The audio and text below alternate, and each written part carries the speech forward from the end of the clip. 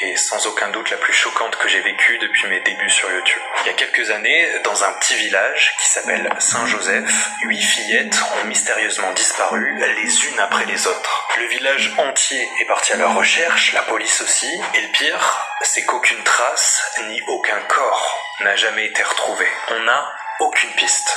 Alors, avec Thibaut, quand on a entendu parler de cette affaire qui remonte aux années 80, on a voulu en faire une vidéo. On a voulu aller enquêter sur place dans le village de Saint-Joseph qui est aujourd'hui quasiment vide. Mais comme vous pouvez le voir sur mon visage, absolument rien ne s'est passé comme prévu et c'est même la première fois que ça va aussi loin. Et en faisant des recherches sur les disparus de Saint-Joseph, on a vite entendu parler d'une femme qui pouvait nous renseigner là-bas et qui s'appelle Dolores de Brume. Et Dolores de Brume, c'est la mère de la première fillette qui a disparu. On s'est rendu dans son château, on a toqué, personne nous a ouvert, mais on a quand même décidé de rentrer à l'intérieur.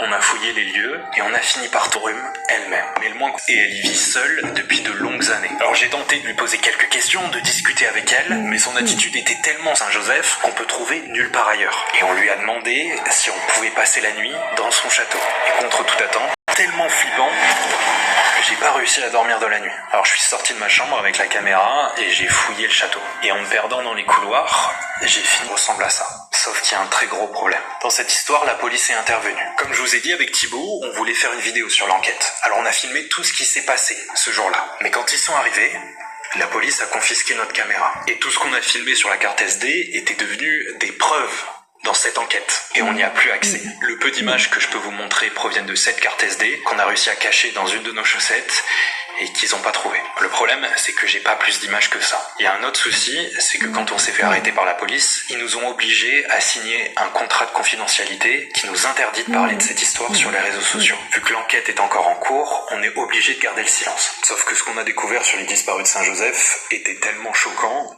que moi personnellement je peux pas garder ça pour moi. Et vu que le contrat de confidentialité qu'on a signé nous interdisait d'en parler sur les réseaux sociaux spécifiquement, on a trouvé le moyen de vous en parler. On va l'écrire noir sur blanc, sur papier. C'est donc dans un livre, Les disparus de Saint-Joseph, qu'on va vous raconter toute notre enquête. Tout ce qu'on a vu, tout ce qu'on a filmé et tout ce qu'on a découvert là-bas. Vous allez comprendre pourquoi Thibaut est toujours à l'hôpital, même si aujourd'hui il va bien, et pourquoi moi, j'ai ce visage-là. Le livre sort le 16 octobre, mais vous pouvez dès à présent le précommander via le lien en description. Attention, ce qu'on a vu là-bas est terriblement choquant.